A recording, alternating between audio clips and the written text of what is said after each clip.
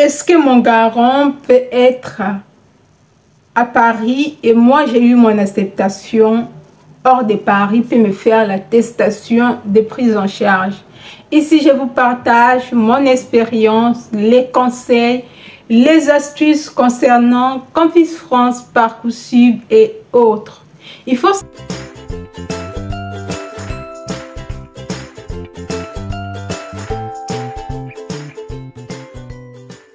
savoir que concernant le garant, il peut résider n'importe où en France. Il ne peut pas être dans la même ville avec vous. Il a le droit de vous faire l'attestation des prises en charge. C'est normal, c'est recevable au niveau de l'ambassade. Ce sont des choses que vous ne devez pas s'inquiéter. Ce qui va faire que cette attestation de prise en charge soit plus valorisée au niveau de l'ambassade, ça doit être accompagné avec des documents nécessaires, surtout l'identité de la personne qui vous a fait cette attestation de prise en charge, combien il gagne par mois, ses revenus, c'est ça qui joue beaucoup. L'avis fiscal, il doit vous envoyer l'avis fiscal, donc des impôts. On a l'avis fiscal, la déclaration fiscale de chaque année. Ça, c'est très important. Donc, votre garant peut résider n'importe où, mais le plus important, il doit faire le nécessaire de vous envoyer le document nécessaire qui doit accompagner cette attestation de prise en charge.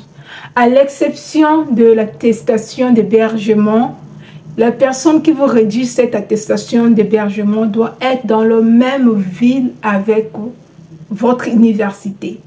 Ça, c'est très important, à l'exception encore de la ville de Paris ou de l'Île-de-France. Votre garant peut être, la personne qui va vous loger peut se trouver dans n'importe quelle ville de l'Île-de-France. Votre université, par exemple, à la Sorbonne, et vous êtes à Créteil, vous serez logé à Créteil. Là, ça ne cause pas de problème parce que Paris est bel et bien desservi.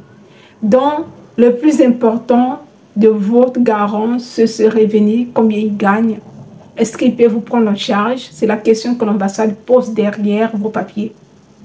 Alors, le reste n'a pas de sens. Si votre garant vous envoie des papiers fiables, parce qu'il y a des gens qui ont reçu des papiers qui n'étaient pas fiables venant de leur garant, des personnes qui vous remettent des papiers. Aussi, les conditions de la maison, la dimension de la maison, c'est ça qui compte.